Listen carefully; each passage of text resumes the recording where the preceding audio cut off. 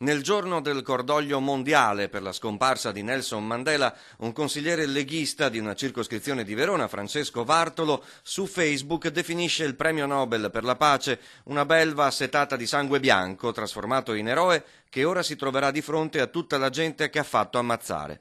Il segretario del suo partito, Flavio Tosi, lo ha subito espulso dal movimento e anche il presidente della regione Zaia ha condannato queste parole. Era il settembre del 2001 quando in Veneto avvenne l'incontro tra una persona unica, Nelson Mandela, e una città unica, Venezia. L'allora sindaco Paolo Costa consegnò a Mandela, allora 83enne, le chiavi della città.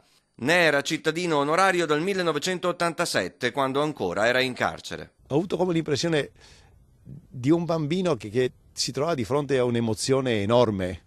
Lui, e ovviamente ancora un'emozione più grande la mia, io ho saputo che c'era e l'idea di dire che questo uomo, per quello che ha fatto, era cittadino del mondo e quindi cittadino del mondo era anche cittadino di Venezia e che meritava le chiavi della città.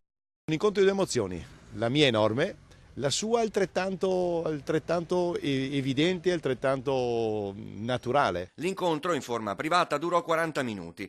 Costa ricorda lo stupore per Venezia, quasi infantile, di Mandela, che dopo 27 anni in carcere tornava a una nuova vita. E lui diceva: io sono praticamente nato da poco, no? Nel senso, nato da poco all'esterno, anche se la mia vita, in fondo il messaggio che ho capito è questo, anche se la vita interiore forse è stata addirittura più ricca per il fatto che è stato per tanto tempo costretto soltanto a pensare. Un uomo povero di estrazione, ma ricorda l'ex sindaco, ricchissimo dentro, un dono per l'umanità.